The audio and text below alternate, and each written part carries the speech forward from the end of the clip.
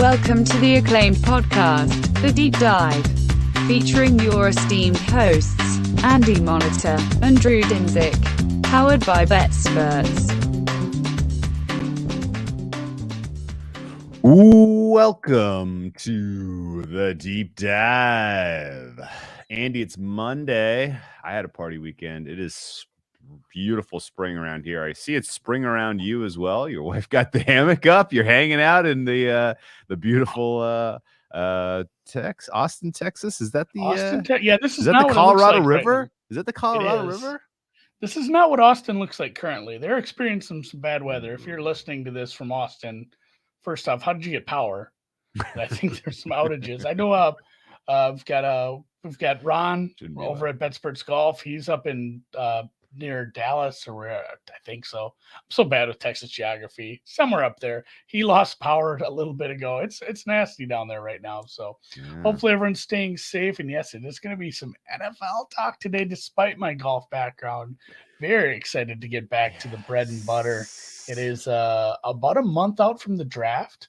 We're working on stuff. I convinced myself to do an early mock draft. My previous two mock drafts have been very the good. night before. Well, the night before. And honestly, I just spent too much time like making the graphics cool that once I found the information that said like, hey, guess what? Trey Lance is going third. I'm like, well, I'm not going back and changing the graphics. Like I'm not doing that. So like if I had actually gone and done that, I would have had so many right. I actually had a really good mock. A lot gets leaked in the last 24 hours. Yeah. And so I think I'm gonna try to do one a little bit early, and that'll be fun to kind of track and see how that changes. Because I mean, you brought it up too. They age like milk. Just, just new information comes out, and if you don't update your mock, your mock looks stupid. I can't imagine the guys that do it like real seriously updating this every day. I mean, it has to be your niche, your one thing. Because I'm just gonna have some fun with it and try to make some fun mocks here and see what I can get together. If you're really well connected, if you get pieces of information and then update your mock every time, you're probably doing 50 versions of it between January and the day of. But no, this is such a good time of year. Like it really is the best. Not only is it spring and beautiful weather arriving, but we have so much cool stuff going on across the wide world of sports, with March Madness being very interesting. How was your week one? Your first weekend? Did you have fun? Very good. Yeah, it's been fun. Honestly, launching this golf product during March Madness, I yelled at some people about that. I said, "Well, what are we doing?" I didn't sleep for like 6 days trying to get this figured. And then we had a tournament that lasted too long, and we had conference tournament. So, my God, like I can't wait to just get to next week. Like next week is a nice easy golf tournament, doesn't start on a stupid day. We're almost out of college basketball at that point. I'll be fully focused in on just golf and the NFL draft. So yeah, I'm excited to be through with it. But no, the St. Peter's one was massive. Obviously you had some a piece of them in the cutout. Like we said off air, it was nice, but Chattanooga, Akron, a couple other spots. Yeah, so close. Yeah, Friday was you can have Friday. Friday was awful. Otherwise, Thursday was some cool moments. Saturday and Sunday were entertaining, I guess. If you had to say so at this point, who's shipping?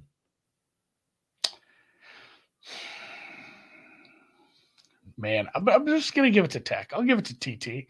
Texas Tech defense wins championships. I guess. I don't know. Kansas looking good, but everybody can talk about Bill Self in a tournament if they want. I suppose they can knock that one out. I mean, he beat Villanova one year. This is true. I mean, it's not like he's never won anything. So, yeah, it's interesting to see like how this is going to hash out. I think this next game really is telling. Obviously, Andy, you have half as many teams afterwards, but you can really see who respond. When we're down to the final, we'll really know something about this. I mean, there are some teams I feel like get into this. Oh, we made the second weekend, and then they come out flat. Like, hey, that was their goal, or they just resting on their laurels. Who would you circle? You're worried about that happening to Houston? I don't know. Maybe Houston a little. Although I do love that team. Like that's a team I have started to fall for. Michigan gonna have it against Nova.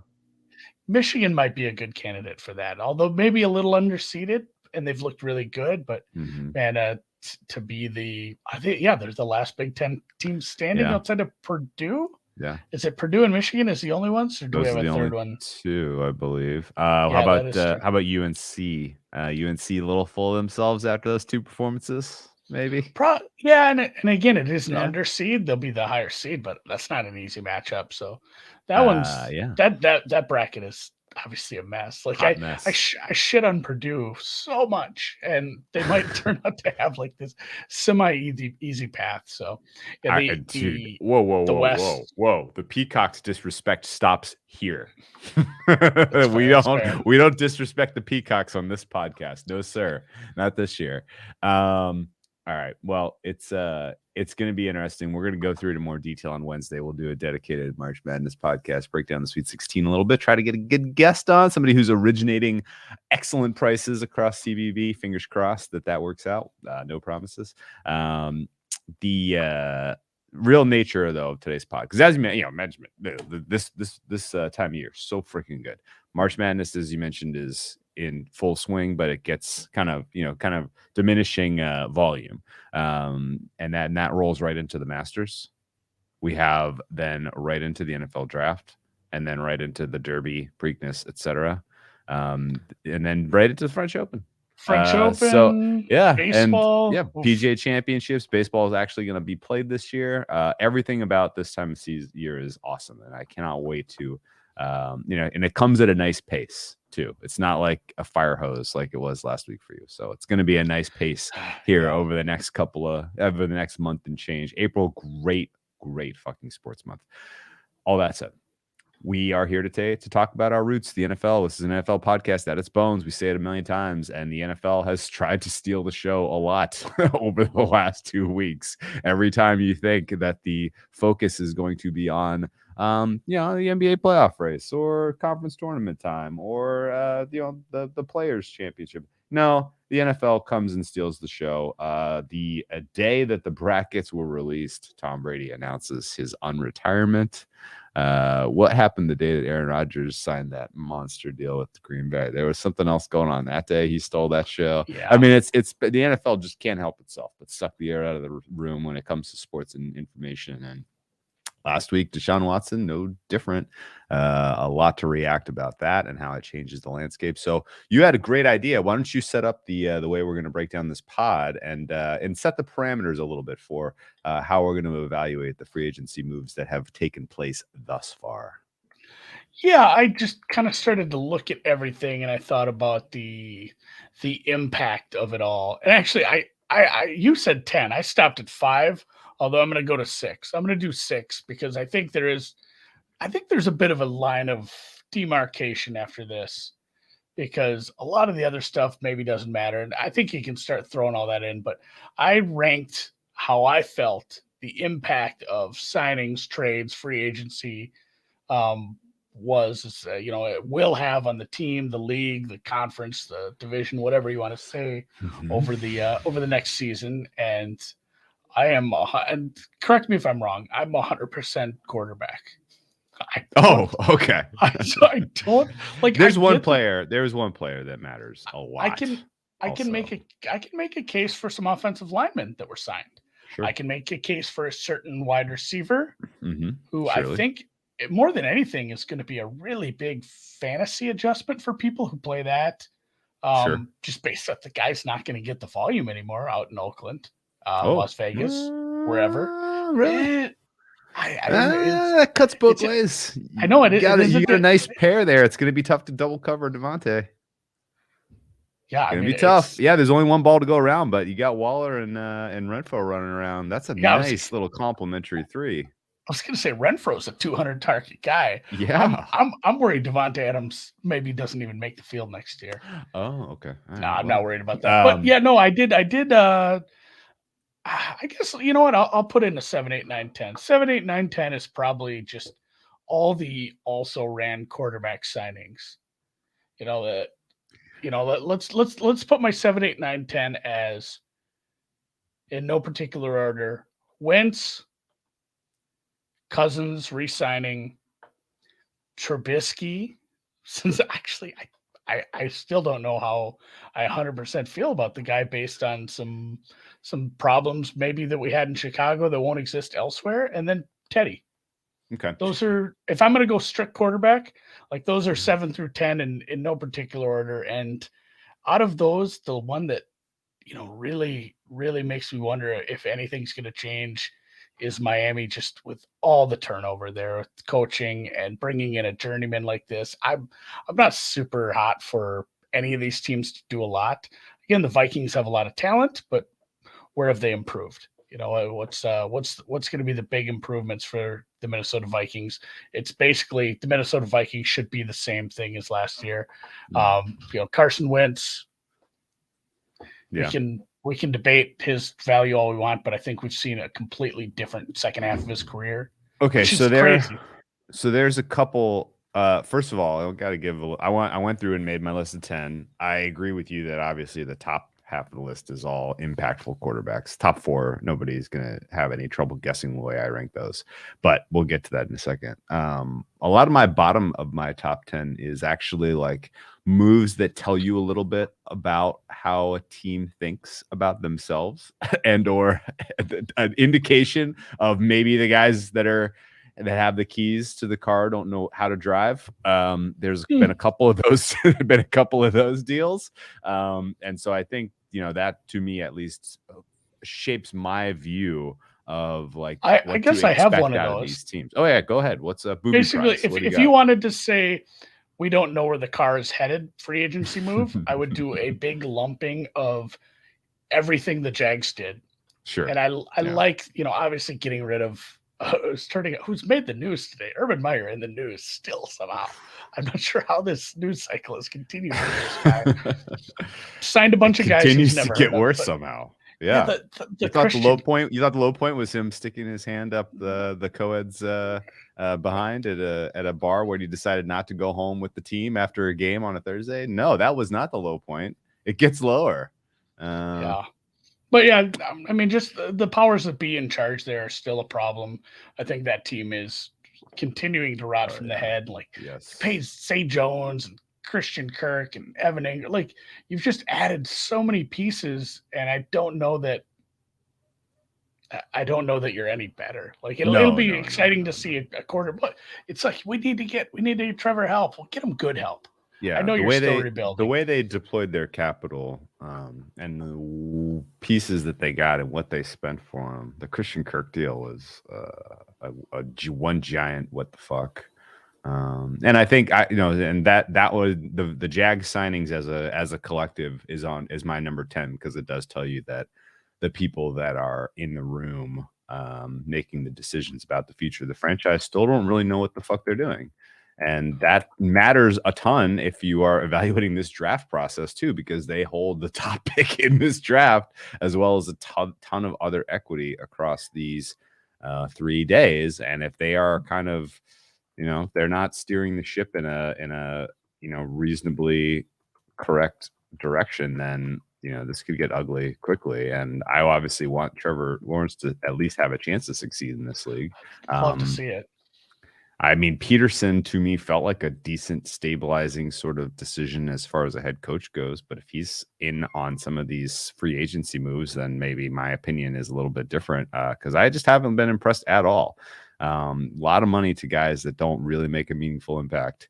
They gave Foley Fatukasi, 27-year-old interior defensive lineman, $10 million a year for 3 years. For some reason.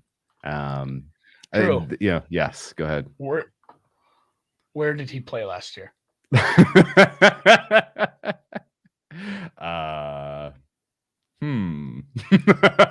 don't know. I had to look it up. Atlanta. Where did he play? Atlanta?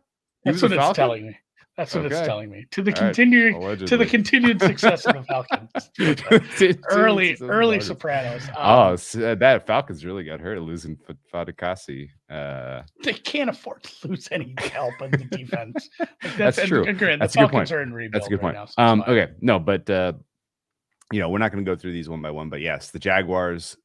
if they had made a bunch of moves in free agency that were like if they had basically spent the same amount of cash and got like the Chargers haul, I would be like frothing right now. Like, let's get some Chargers AFC South. It's winnable. It's wide freaking open. Like, let's do this. Not really. Nothing moved the needle for me there. The other kind of similar conceptual, move that I thought told you a lot about. We'll get to the Panthers. The Panthers also in inactivity at the important positions for sure. Trouble. No, but the move that I want to point to is the Bears signing signing and then the interior D lineman. They signed Larry Ogunjobi to an absolutely like nonsense contract. He then failed his physical, and both parts, all three parts of this were kind of telling to me, because number one, like deciding to do that after kind of you tore down, you're tearing down the franchise a little bit. You're selling the parts you've got for what you can get, the Khalil Mack trade, kind of a deal. Getting what you can get for what you have that has any kind of equity is the right call. And then turning around and giving that kind of money to Ogunjobi was like, why in the world would you target that player for that position? How is that your strategy to build? And then he fails the physical. They get out of jail free on that one. But it was a sign to me, at least, that like maybe there's a little bit of like, not sure we know what we're doing here in the way that all played out. And that was pretty embarrassing. And the Bears really, like, talk about a team that really, they should have benefited from the fact that the rest of the division is crumbling around them, and that the rest of the conference is crumbling around them, and are not able to take advantage of it at all. And I don't know. I have questions now about the Eberflus hire and what that was all about. I'm going to give them a pass because it's so early in the tenure. Like, I'm not going to sit here and tear apart a new GM coach combo, a new front office before we get to see, things happen. When it becomes a pattern, that's when it's a problem. When it becomes a Trent Baalke pattern, then we have an issue. Like, I get it. It was a snafu, but I'm willing to give them a little bit of benefit of the doubt to start, even though I haven't loved the leadership coming from a step above at Hallis Hall. So Bears, messy. And like I mentioned before you get to the Bears, and a couple of people in the chat have talked about, Carolina has been pretty puzzling as far as how they've approached, basically like the team building. And this was a big part of our NFC South preview last year. We said, like, the Darnold thing is like a lose. Yes. So there's no upside. Like, any upside is like, if he's good, you're losing coaches, and then you're probably paying him more.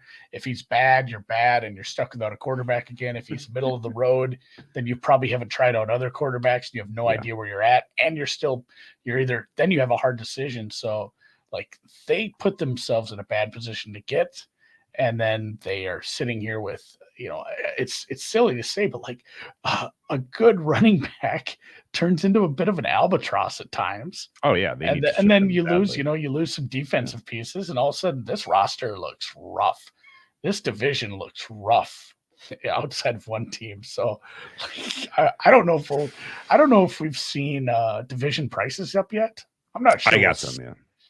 Yeah. I'm not sure we'll see. And granted, the Saints now did make a trade or did make a move. Yeah. But boy, if the Saints had just like decided to do a rebuild or something, can you imagine what the Tampa Bay price would have been? It probably should be like minus 800. It's like minus 275-ish. Yeah, it still should be bigger than that. Anyway, that we'll get to the Bucks in a bit. But I agree with you taking the Panthers. That was a bad free agency. And then the flip side of the coin is what the Bills did, I think, signifies that they are all in at this point. Good call. I'm not like, wow, I can't believe they got these guys. What a home run. Every deal was. No, there were some that are a little head scratching. Like they gave Von Miller $120 million, 6-year contract for 31-year-old Von Miller. Okay. It's pretty old.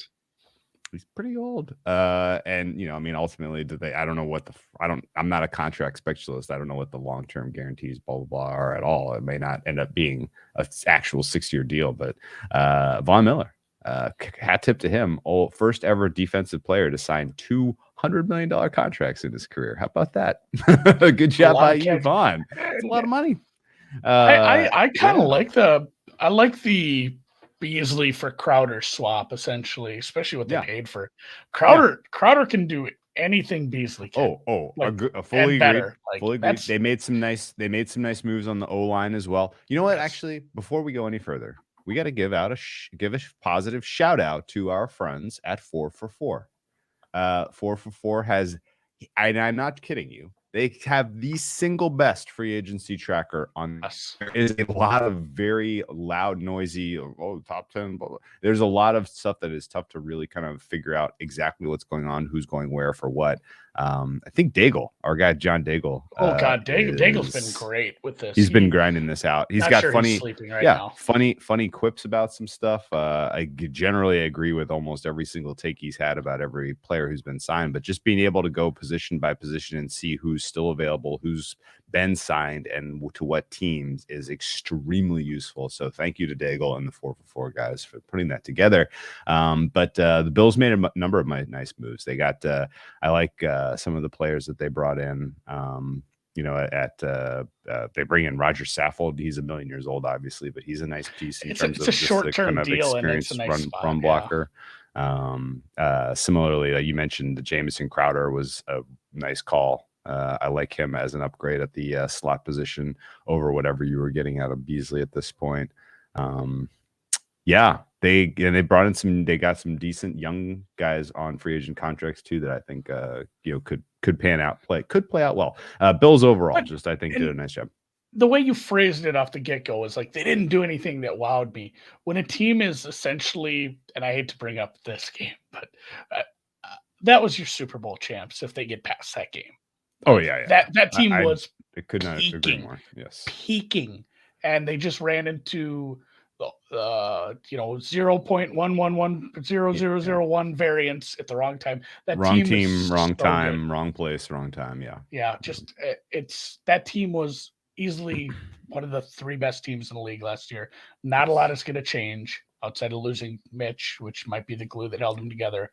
And the OC is now turnover, but yeah, I mean, we'll see how that goes. It feels like it's more in Josh Allen's hands at this point anyway. So exactly. Once you can groom a quarterback to get to this level, maybe there's something to be said for another OC stepping in and just continuing the legacy of Josh Allen. But yeah, when a team's that good, they usually don't have the cap space. They don't have needs. And they paid Josh Allen too. So they're operating in the same universe as the Chiefs, and the Chiefs are basically doing nothing. The Chiefs are like, we'll let everybody else get better around us, and we'll just try again next year at free agency market, I guess. And I think that's pretty telling about the state of mind of the Bills. And then flip side is the state of mind of the Chargers. Same sort of deal. Like they know that they can swing away right now. They have the space to do it with a rookie quarterback on contract and a guy that they now believe in, that they know they have the guy, and they are swinging away aggressively, trying to address some of the major needs that they have, and they're getting bona fide good players. Yeah, I didn't want to hype up the Khalil Mack thing. I didn't want to hype up the Khalil Mack thing a lot. What is it about Khalil Mack that gives you pause? Just like giving up assets. No, I think it was a fine move, but it's not like, oh my God, like when the Bears got Khalil Mack and they were making those moves and all of this. But it is going to be a very scary pass rush to try to defend for these teams facing this defense, especially if this defense stays healthy. I like re-signing Williams, and that was a nice one. Yeah, I thought they were going to let Mike Williams walk, and I was a little bummed about that because I think he's a pretty important piece for that offense. They didn't. They got the same OC this year. That turd from the Saints still there. I think so. I haven't caught up on coaching stuff. We'll have to look into that more. I haven't really gotten that excited about the Chargers. I think because of that. Super Bowl line. No, yeah. What would it make them minus 210 points? That's a lot of points. I don't think. And to be fair, maybe like minus, This is just like the Gonzaga thing. People's like, oh, look at all these tough teams. Well, they don't have to play them all. So, I mean, the AFC is crazy tough, but luckily for the NFC, they'll only have to play one of those teams in the Super Bowl because the AFC playoffs are going to be electric again. Yeah. And with that, I'm just gonna rattle these off and then let's discuss them in whatever order we want. But the order I put them in from 6 to 1, all quarterbacks, was Russell Wilson. Number 6 for you? Number 6.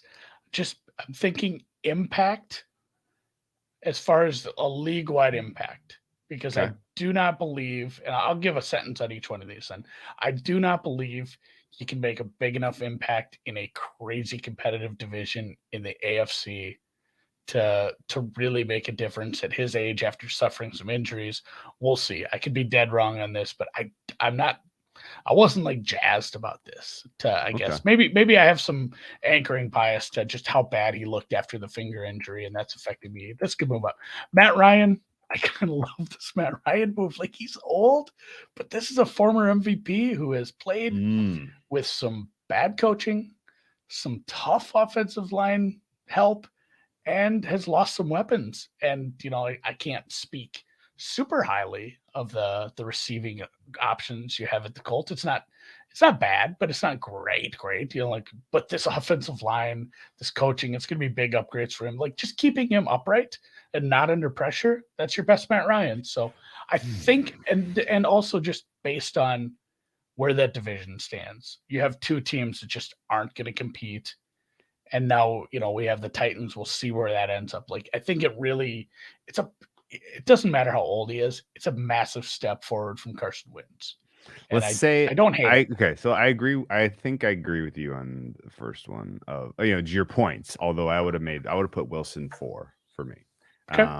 And the reason is he doesn't bring you a higher or like an impossibly high likelihood of winning your division that like really moves the needle, right? Like the win probability swing of bringing him in moves you from like plus 350, plus 400 to like plus 280. You're talking Wilson? Right. Yeah, Wilson. Right. Yeah. I think that's why a little bit, but not much. But I think that's why I put Ryan ahead of him, because of the win probability in divisions. So let's just assume that this Ryan move puts the Colts now in a much better place to win the South. And I don't disagree with you. Like, it's a 2-team race, and Colts have enough talent. If Ryan if Ryan has any kind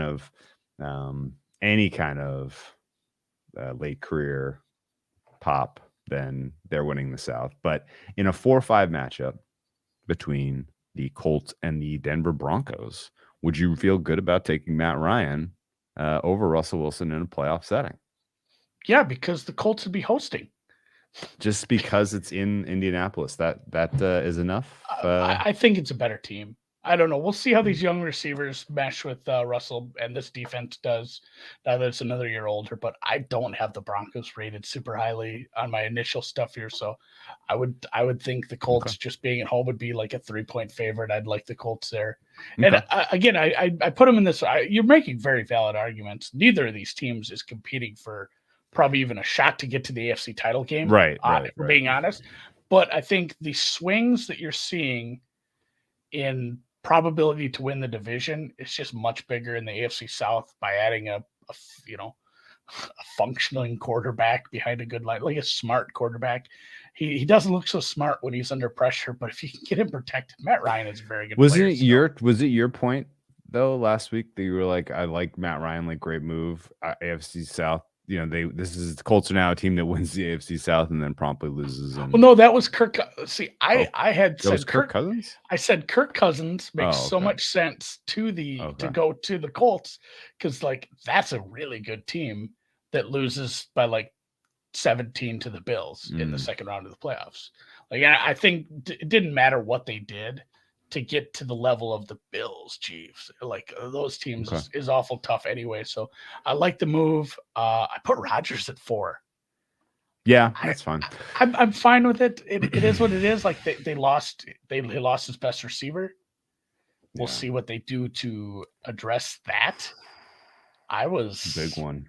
I mean, but But this division, the Bears have probably not improved. The Lions are still where they're at. The Vikings have remained probably very static. So just by signing him, you pretty much get yourself a top 4 seed. Who's the second? Oh, yeah, I agree with that. Who's the second most important player on the Packers after Aaron Rodgers? Kumaro. I don't know, man. The kick, is he the kicker? The long snapper. Is he taking over? He's taking over for Mason Crosby? Here's the other thing now. So let's say he signed with Denver. That we could go a million ways, butterfly effect, and say maybe Russell Wilson's a Packer, maybe Matt Ryan's. Who knows what the Packers decide to do?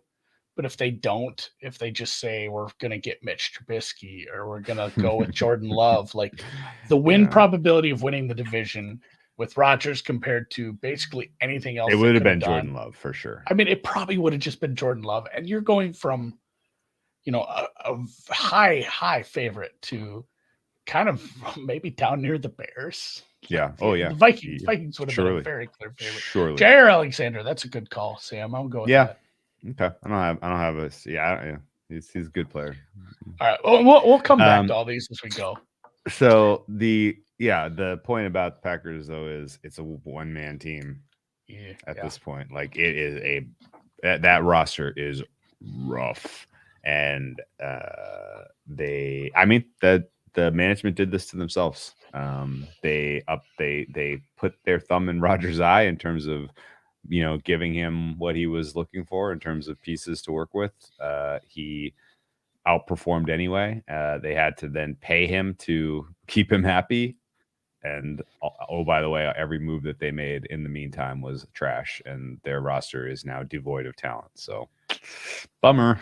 We'll see how it goes. And again, I think it's very impactful, but they kind of fall in the same range as the NFC is. The NFC is different. You're absolutely right. Absolutely him coming back to the Packers versus them going to war with Jordan Love makes them at best a 50-50 shot, or at least at best maybe 1-4 shot to win the NFC North to like -200, maybe -250. And so we've seen stranger things. You never know who's going to step up. If a couple of these receivers take that next step that maybe just wasn't possible with Devontae Adams on the roster, this is still a team that can, get to the NFC title game. I think they're not so devoid of talent in an NFC where they could, you get a home game. Basically, this exact team was 6.5-point dogs on the road to the Arizona Cardinals. Yeah. And they won, but I know, but that's the thing. That's how they were rated. You have a guy like Aaron Rodgers, and if a couple of his receivers take a step forward, they can go to LA and beat the Rams. Like he's a guy who can. I'm not saying like they beat the Rams 5 times out of 10, but they're a team that could go. They're not drawing dead in the playoffs. Okay. So this is I'm not excited about the Packers' future right now, but I think it's my 4th rated. My 3rd is Deshaun Watson. Okay. This is I'm intrigued about your top 2. Okay. So I stuck him at 3rd. I started my list with him first. I said, this is the biggest move, and it's not even close.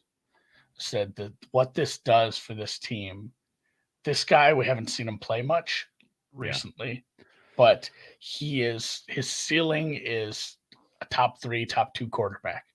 There's plenty of evidence that he could be right there with, top 5 is where he should be if he's playing at his best. No and then to go along with it, taking what you already have, tagging in Njoku, bringing in Cooper, like this offense is suddenly not going to be what we saw where, we've got the guy who lives in the stadium who we won't talk about just struggling, throwing it out of bounds, throwing it up, struggling under pressure, not doing enough when he's forced out of the pocket. Like this is a very fun offense. That said, it's still the AFC. Like it's the AFC. It's the AFC North. The Ravens are a little forgotten because their entire team got injured, but that's a good team that's going to come back strong. I don't know really what to expect out of the Steelers, but if Trubisky plays decent, they're not like a team that's going to compete, the Steelers will not be a pushover. I don't think you have a pushover in your division now. For years, you'd always had like, oh, the Browns are so bad because Hugh Jackson, or Cincinnati's so bad we can just chalk up 2 wins. Like, I think Pittsburgh is like a 500 team, which it sucks not having a Detroit or a Jacksonville in your division. Like, you don't have easy outs, and then obviously we know what Cincinnati maybe overperformed. Probably Cincinnati overperformed. did okay in their free agency swings. They brought in a couple bona fide big boys to put in the middle of that line. That offensive line got better than average. I was about to say, like, the biggest issue with them, probably offensive line, was something they addressed. So even if Cincinnati overperformed and starts to come back, like, that's going to help keep them from dropping too far to a probable floor. So, like, I agree. I get this Watson move is massive, and the Browns fans should be very excited. Outside, when we're going to stick strictly to football takes, I don't want to even go down the rabbit hole and get into debating legal stuff here. I'm not a lawyer, although I have hired a couple in the past. It is, I don't think he's going to be suspended games, Papa calls. I'm not sure what the league does with this. We disagree on that. I wonder if they just kind of make play this 10 go away like this all goes away. The NFL, there's not going to be a middle ground. This is either going to be like an absolute swatting and he misses half the season, or they just pretend this didn't happen. That's so NFL, right? I can see 8 games. I can see none. I don't think there's a middle ground. The NFL's dumb about this shit. They're I'm not no disagreement there. They're so we're on the same page there. All right. Here's my general thoughts on a lot of this stuff. Was there wrongdoing in Deshaun Watson's conduct over the balance of years with many victims? Almost certainly.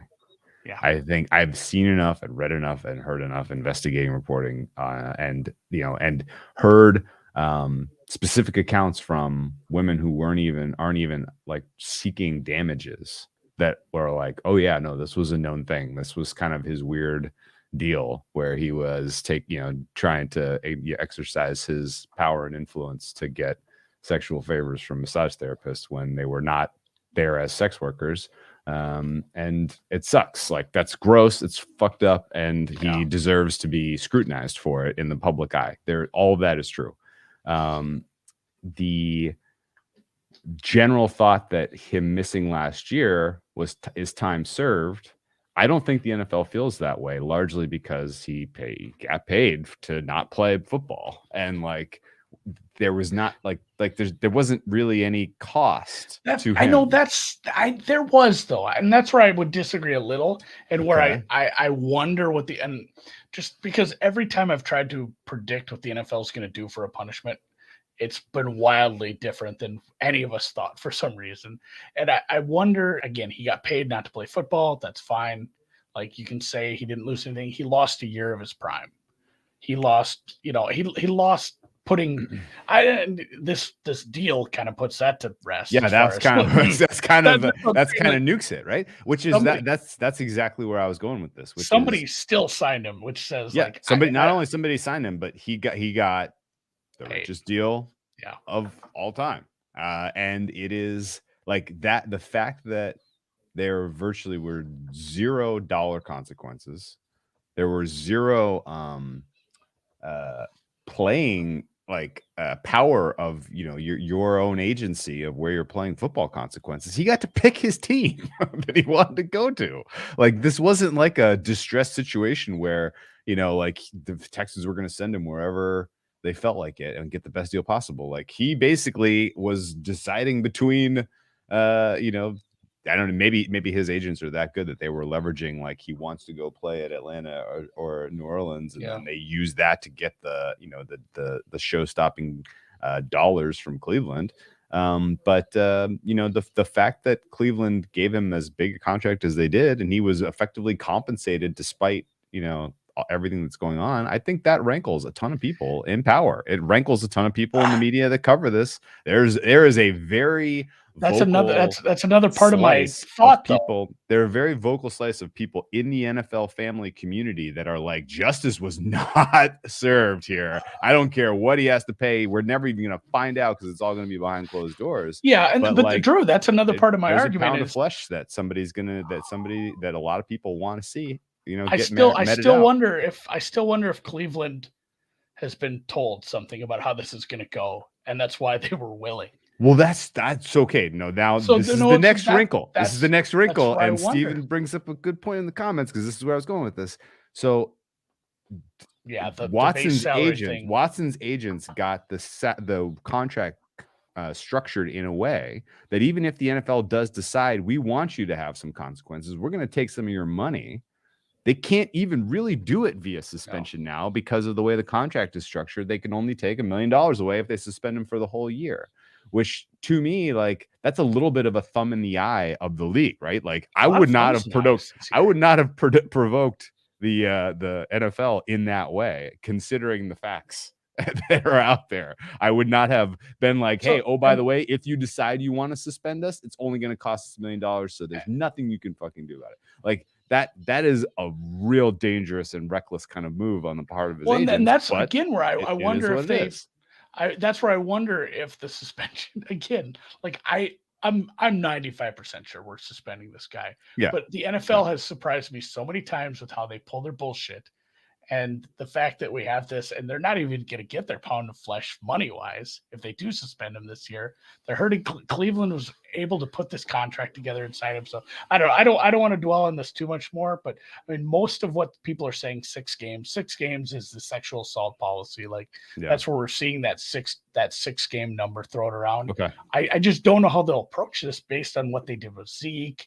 And obviously, I don't want to go back to the Ray Rice stuff, but the Adrian Peterson thing, it seems like they spin a wheel sometimes up there. I wouldn't point to precedent on any of this stuff for sure. No, you can't. Really, I mean, it's they're gonna and honestly, different stuff. like if we're spending a lot of time talking about this, when it probably all comes down to Goodell and Watson in a room, and Goodell being like, "Are you sorry about what you did?" and him being like, "No, I didn't do anything," and then Goodell being like, "Fine, you're suspended a year," and or Watson's like, "Yes, I'm very sorry. I didn't mean for any of this to happen. This was all a big misunderstanding. I'm going to take care of the victims," and then he gets a 4-game slap on the wrist, and we all move on with our lives. Like that's probably how this goes. And you think that chair will be there? He auctioned that chair. Never mind. He auctioned the chair. I don't know. So we don't really know.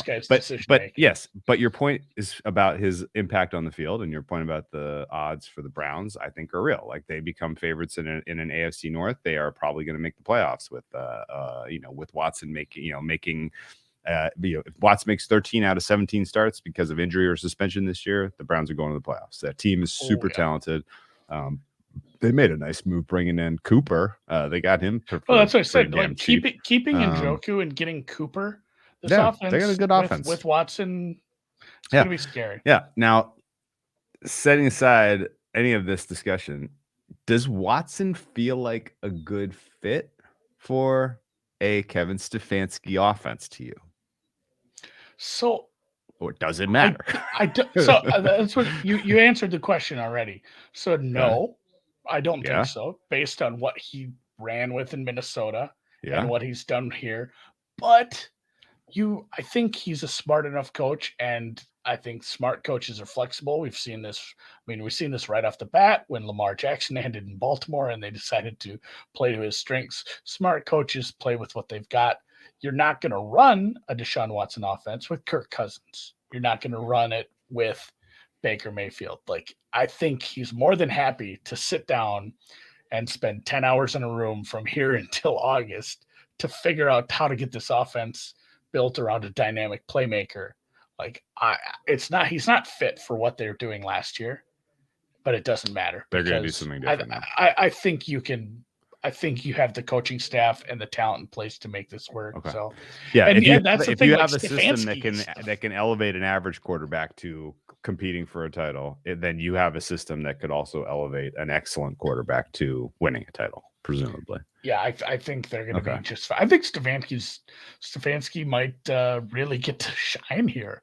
God damn, I know. So they have a sick offensive line. He's going to have a lot of time to fucking operate. Man, with what Minnesota was putting out there and what Cleveland had to deal with, and as much praise we've lauded him with, it's. I think Stefanski might be your next, he could be one of your next coaches that we talk about as being a top coach. Well, the way we talk about Reed and Belichick and stuff. If this works out, speaking of coaches, I don't really care for. My top two are just Brady and Stafford. Okay. Because it's the NFC. Stafford shouldn't be up here, but I put it up here anyway because the way he did restructure a little. Okay. They ended up. Who was the wide receiver they got? I think that Robinson. Robinson, that was nice. Nice move. It's not a full replacement for some of the stuff you like. And, you can say they're going to miss Robert. Robert Woods was hurt all the time anyway. It's not like you saw Bob Woods a lot, but Allen Robinson is a nice addition. I think the restructure kind of allows for that. They did lose Vaughn. It's still going to be the same kind of dynamic as last year with a little bit of stars and scrubs-ish. Yeah. They're not going to really this is it. This is the team you're putting on the field. We're not going to see the draft picks added. They kept the offensive line intact too, by the way. Offensive line stays intact. With retires, that matters, obviously, but everybody else stays intact. That's pretty important. Yeah, so just him restructuring and putting out the same team that, they played where they had a good year, I think. I'm going to give them a chance to run it back because, again, the NFC, tell me who got tougher. No, zero teams. 0.0. Zero teams in the NFC. And I'm actually going to include the Rams in that. Every team got worse. I don't think the Rams got the least amount less worse. Yeah, I think the best a team did in the NFC was to remain as good as they were last year. Yes. And that's why I did put Tom Brady first because, again, not only the NFC, but the NFC South, where we've got a rebuild in Atlanta. We've got an absolute debacle in Carolina. We're not sure what we're going to get in New Orleans with the coaching and bringing in Winston. That could work. That could be a competitive team. Obviously, we didn't even get to see their top receiver last year. So we don't know what this offense can do with maybe a little bit of a boost like that, maybe a little bit of a new system. I'm not sure we're going to see. But, again, to be in that division and to be in the NFC with just the talent they have, they took such a big jump when he decided to piss everybody off by coming back again. Yeah, so in the span of stupid. 2 moves, an unretirement is the biggest move. Him unretiring, and then followed by Watson not going to the NFC South was a win probability swing for them in division that was about 60%. Infinity symbol. It was a big number, but not that big. They went from 30% to win the South, maybe 25 to 85 to 90, and that's fucking crazy. And that was very, very, very fast. I think we are expecting Godwin ultimately comes back and plays down the stretch in the playoffs, probably. When was the injury? December. I was trying to. Yeah, he's gonna miss most of the season. I'd say I'd say that's probably fair. Okay. How about any concern over the loss of some of the interior O-line? You had Ali Marpet retire. You see a couple of these guys walk away for greener pastures. Yeah, that's where I wonder. They retained the center, Jensen. He matters. He lost Shaq Lawson. Shaq Lawson, I don't believe is. I think he's with the Bills. Oh, is he? No. Maybe I'm thinking a different Shaq. Which am I mixing up Lawson and Barrett because I've been so long since I talked NFL? Yes, you are. Shaq. Yes, Shaq and Barrett. Shaq, yes. We weren't even on the right. I was on a third. You were thinking of the tackle Shaq Mason. No, I'm not. I don't exactly know what the current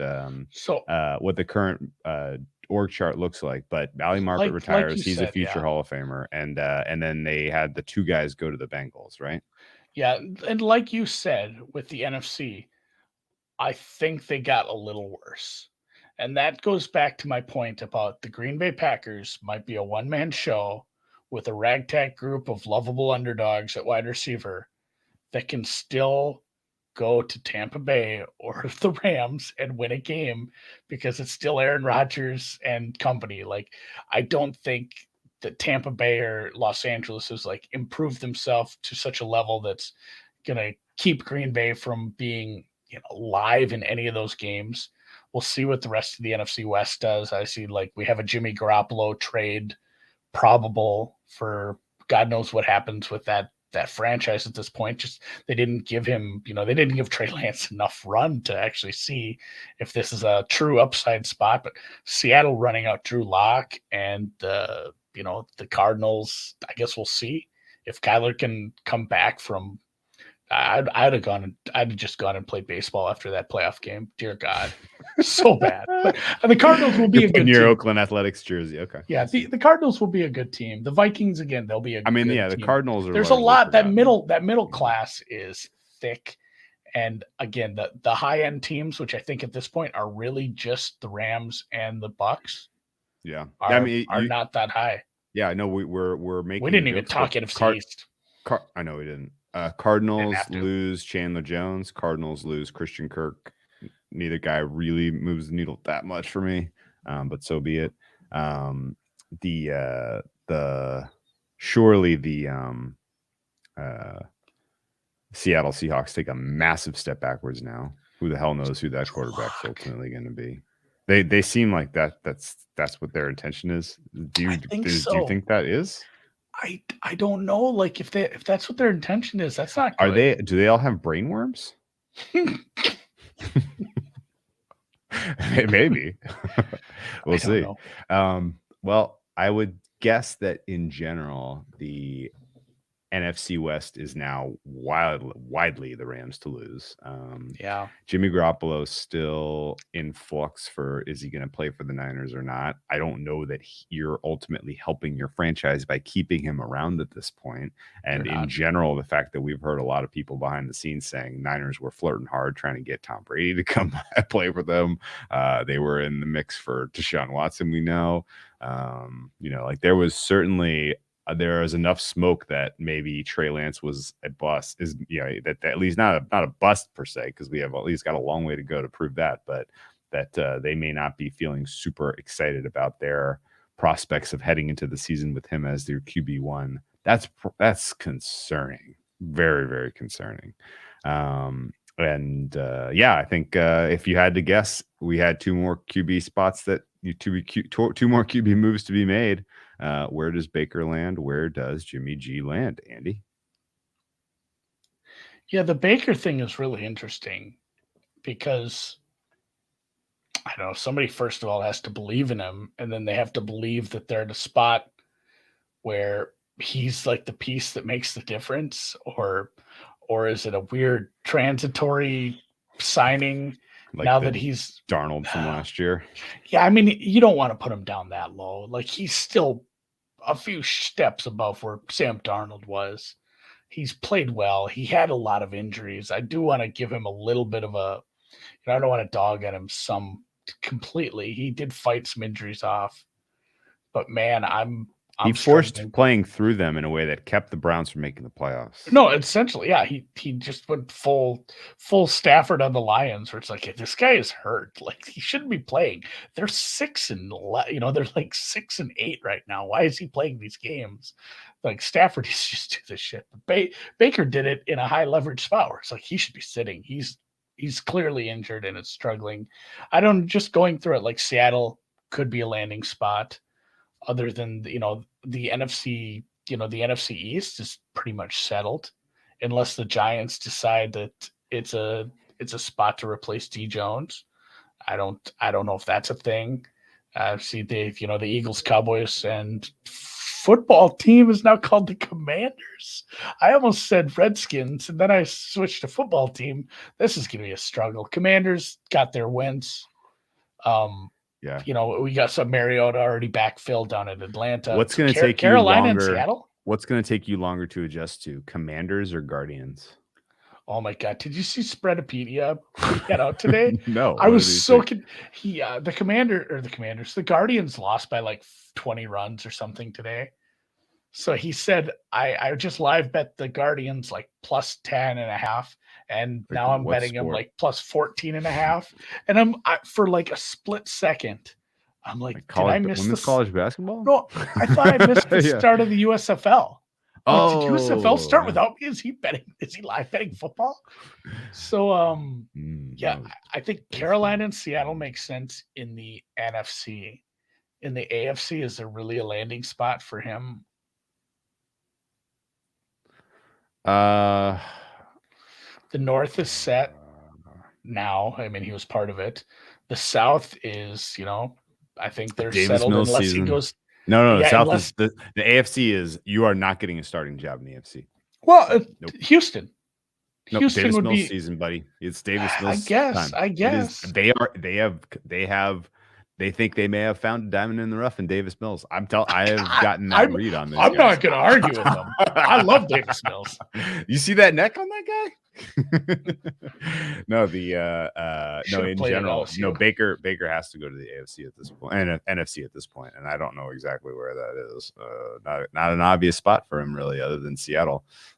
Well, Carolina, Seattle, and Carolina. It would Carolina's be funny. in a weird spot. It would be funny if Carolina 2 years in a row brings in a desperation move from that same draft class of quarterbacks. That they go Darnold, doesn't work out. They go Baker, probably doesn't work out. One more History spot, repeats itself. One more spot may be Detroit. They seem to be pretty. I know they are, but it's Detroit. It's. I don't fully believe it's like a huge upgrade, but who knows? I don't know. It could be I think Carolina is probably the landing spot. Carolina, I think tanks and find the quarterback. We whispered about this a little bit today. We might as well make it a little bit more public. I think Detroit's going with Willis at 1.2. Malik Willis to Detroit. That feels like the way things are shaking out because they have not engaged in any of this. But like Detroit didn't make a move for Matt Ryan. They didn't make a phone call about it. Teams are stupid, and if Baker sits out there long enough, you could see a franchise doing Willis and Baker. I guess. I mean, it's what's the status on? They got Goff is like the Rams ate enough of the Goff contract, and they got enough. I was going to say Goff is still such a nice contract. They seem to incline to let. I'm throwing it away. Go, yeah. I'm throwing it away because I can see him doing the, keeping a veteran or getting a veteran to go with Willis. Mm-hmm. Yeah. And they did sign both of their backups, so maybe. Well, here's a question: on 4 quarterbacks. The Washington Commandos gave up assets for Wentz. Is that what it was? They gave up assets for Wentz. Right? I'm pretty sure. It was my gut reaction. It was a 7. My reaction. So it was Wentz in a 7th rounder for a third next year, and then that third next year can convert to a 2nd rounder. Again, Carson Wentz has to play a step total to move a pickup, and then the teams will swap 2nd rounders. So if I was the Commandos, I would have taken a swing on Baker Mayfield long before I go for Carson Wentz. I mean, the Carson Wentz proof could not be more concrete. And maybe they're positioning themselves for 1.1 in next year's draft. Do they have their 1st round pick next year? Because let's talk about the Falcons in the signing of Mariota and in general with the Falcons, because we didn't even mention that's actually my 1A. I put that as 1A. Oh, okay. Okay. That was a sign to me that they are like, they know where they are, and that they are like full fucking tank mode. Like this year, we are tacking hard, and we are going to get 1.1 next year. And Bryce is a future Falcon. Like they're eating the Ryan money. They're taking their medicine this year. They're still paying Julio. Taking their medicine this year. They have so much dead cap, and it is fine. Honestly, Dan and I discussed this earlier. It was like they should have done things a little earlier. They absolutely should have got this moving sooner. They didn't. It is what it is. We're stuck. They're in a bad spot, and if they can make the most of it. To make the most of it is a full tank this year. Yeah. And because next year's quarterback class, absolutely ripping. Like, you don't even really need to make sure you get 1.1. You just need to be in the top 5. Yeah, there's a few quarterbacks that could. There's a few good change ones. a franchise. Yes, and so the Falcons seem like they're like, okay, we get it. Medicine. We're going to do the Cincinnati go for Burrow kind of deal. We discussed. I mean, we discussed last year's draft with them a little, and that's where I'm mad at the Falcons, because I get what they did, but man, I don't know what the thought process was when they went into that draft last year with the with this roster they had. Like, did they really think like, hey, guess what? We can compete in the NFC South. Like, I think they really did. Like, I thought 100%. They could. No, I didn't think they could compete in the NFC South, but I thought they could make a wild card because they had an easy schedule. Things could break right. Matt Ryan could have a revitalized season under Art Smith. No, none of that happened. No, but yeah, the thought process around the leadership and the wrong kind of leadership that decided to go with what they went with last year was probably misguided. Everything's hindsight's, I almost said hindsight's 50-50. That is not true. It's closer to 2020, but hindsight is 2020. But in the long run, foresight is 50-50. Yeah, it is what it is at this point. And they're in the spot for a reason. Now, I don't fault them. Mariota's a tank. I don't fault them for what they did last year. They wouldn't be in an especially great position if they had taken Justin Fields. They would have even fewer weapons than they have now, which is saying something.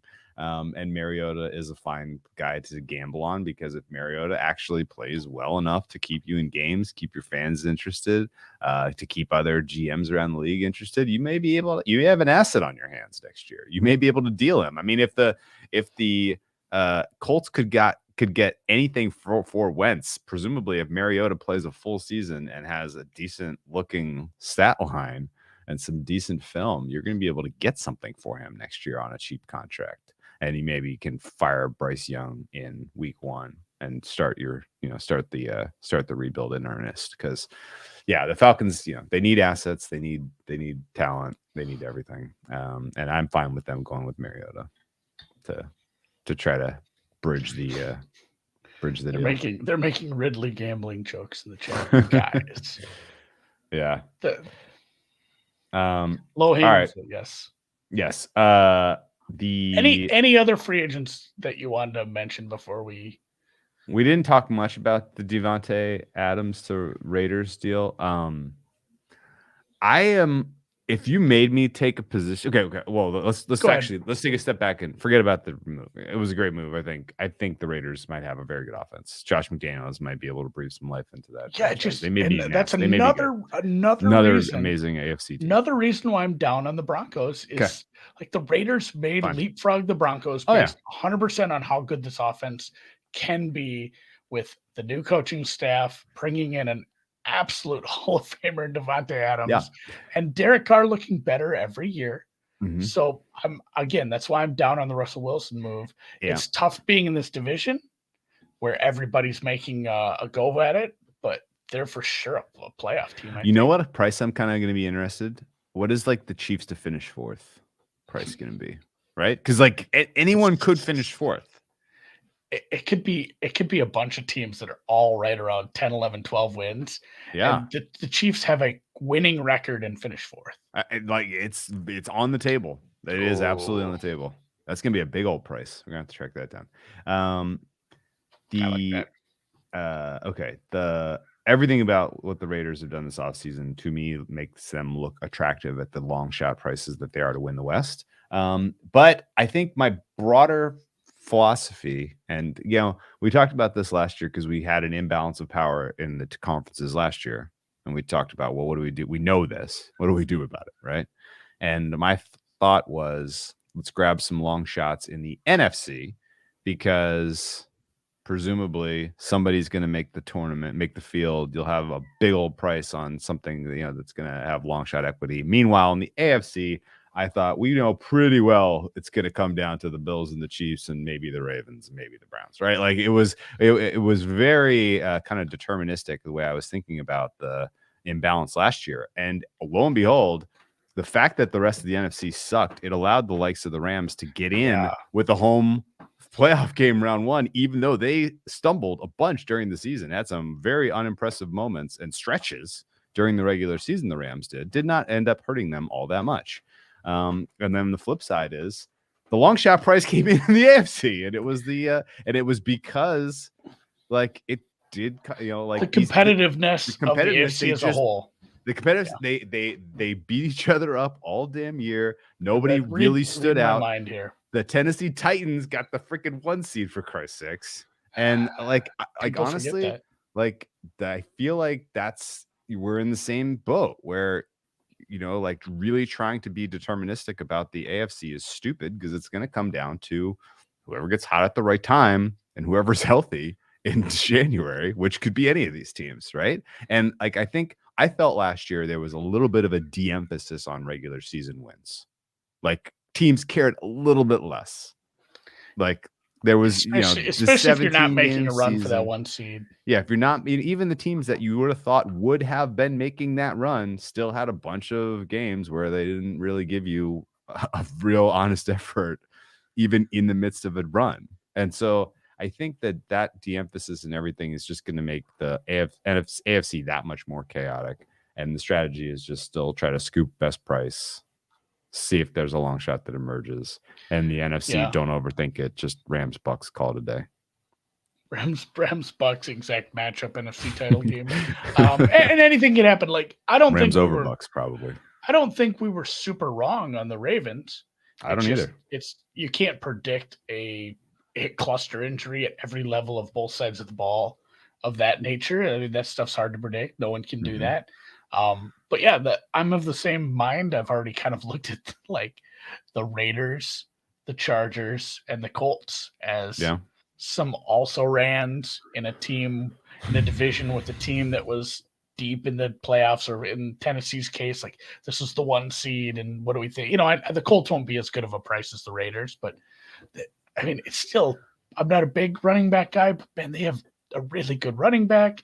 Pittman's very good. They have a great offensive line. And if it works out at all with Matt Ryan, like that's a scary wild card team that you could certainly buy your way out of eventually if they luck their way into a second win in the playoffs. And the same thing I think goes with the Raiders. When you have an offense like that it introduces such amount of variance with a team that could just put 50 up on you, that I'm fine taking. I'm going to battle with the Raiders team in the playoffs at a big number for sure. And I think the Chargers maybe a little bit to a lesser extent fall into that. We'll see another year under the new head coach. We'll see another year under the belt of the young quarterback. We'll see some healthy wide receivers. Hopefully, if the healthy wide receivers are there and we see even a minimal step forward from Herbert, that's another team too that I'd love is hey, this is a wild card team. They got to play all these games on the road. Now, somebody did that too in Cincinnati and it worked out. Yeah. Haven't bet any of these yet though, but those haven't bet anything. Those are some teams that are on the radar. It's early. I'm going to wait for the draft. Oh, dude, if you're tying up liquidity that you could be using to put minus 500 plays down the day before the draft that are going to give you full kick, full kickback. What's your favorite draft prop that's on the board right now? If you could only have one, because they're all low liquidity. I have virtually nothing bet. I don't want to say. No, I mean, you think people will actually listen to this? Favorite. You think people have made it to an hour and 10 minutes into this pod? We've already covered all the good stuff. I think so. I'm gonna have to wait for my. Maybe you'll have to. This is basically just for the hardcore Discord guys. What's your favorite prop on the draft board? I do love that. I'm gonna have to pull it up right now because I haven't looked all week hardly. I've kind of avoided them honestly, just based on where they're sitting at.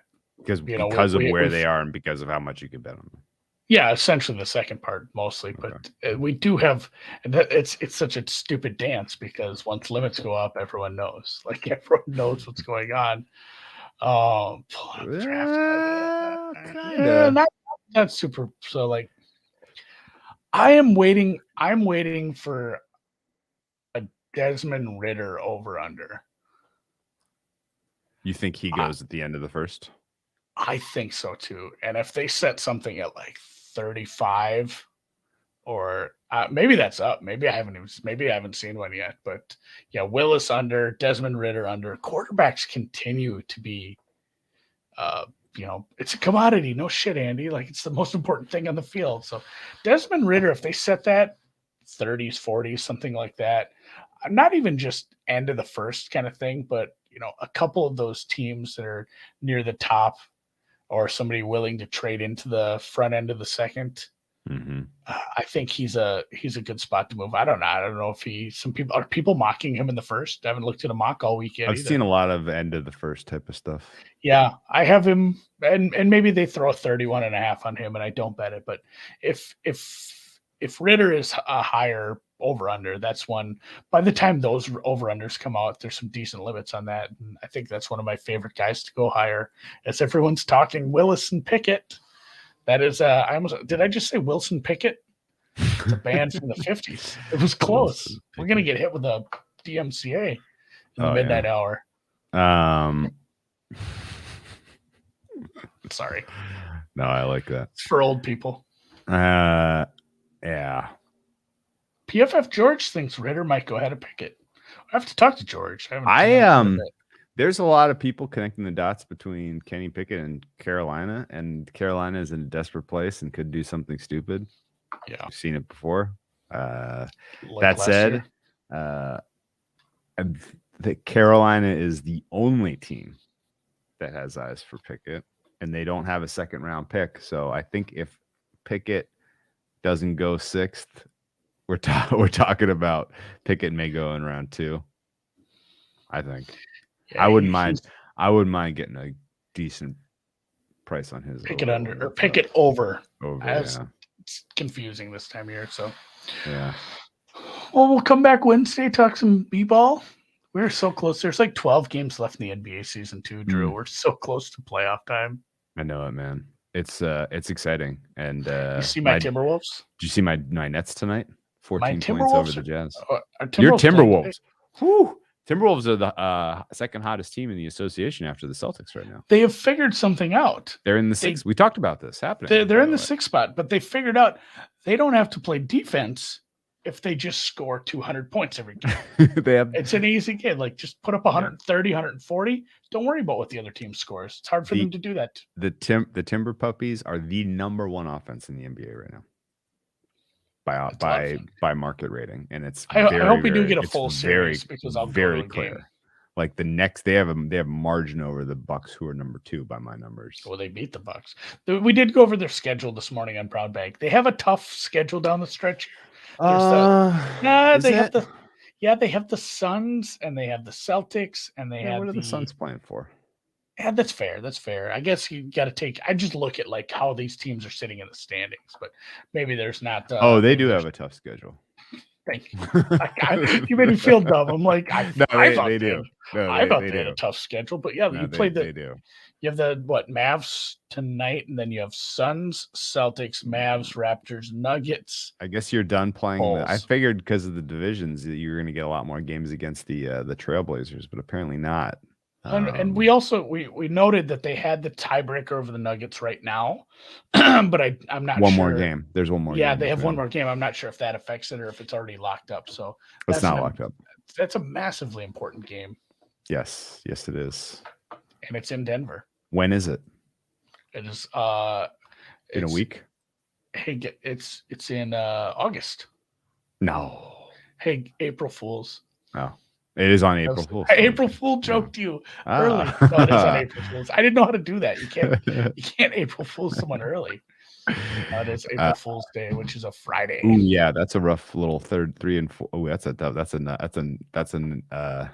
back to the play-in game. Yeah. Well, Denver is not playing well right now, so that's true. You might have margin over them at that point. Who do you Femi asked, who do you got for NBA MVP right now? Since you're such a NBA hardo. I remember we talked about this. Like every night I watch basketball and I give it to somebody else. I'm like, this guy's the best player in the league tonight. Mm-hmm. Probably if I had to give it to someone at the end of the season, I still want to give it to Embiid. Just because it's a good story. Like, no, he's just so good. Like, guard him, have fun. Like, he's just unstoppable on offense when he wants to be. That team's very fun to watch when they're clicking. So, I think I'd give it to Embiid. I don't know, what's the market say? Embiid is minus money, but it's not. It's the gap continues to shrink. Sure.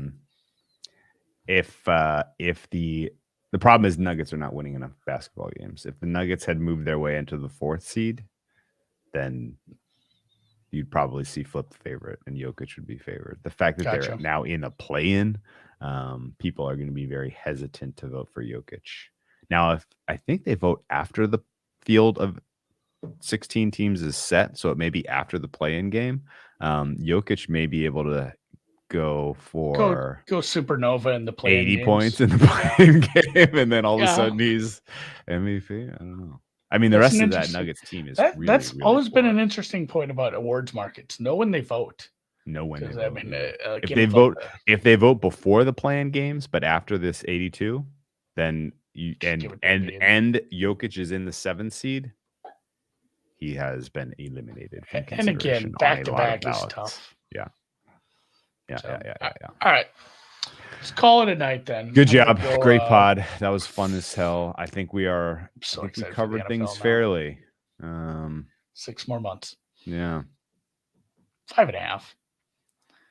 Is that it? God damn it. It's 3:21. So that makes it's a World Cup year, so the off season will go faster, Andy. How does that make sense? World Cup's in like the winter. Oh, well, then I guess not. Yeah, fucking Dubai or wherever, United Arab Emirates. I'd forget where it is. Yeah, they really. Either way, it's hot there. They don't care about us, the suffering NFL fans waiting for NFL to come back. Yeah, that's very disrespectful. They were also hard on another group of people. No, we're the people who got hurt by this the most. I think it's pretty obvious, Andy. We are the sufferers. We are the ones who's suffering for this. Yes. Yeah. Boy, we just can't end the show. Yeah. All right. Dan, play us out.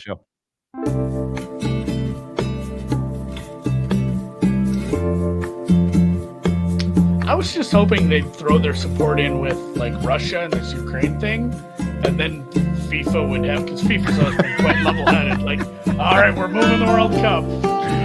I know. Poor Medvedev. He's going to get stricken from Wimbledon.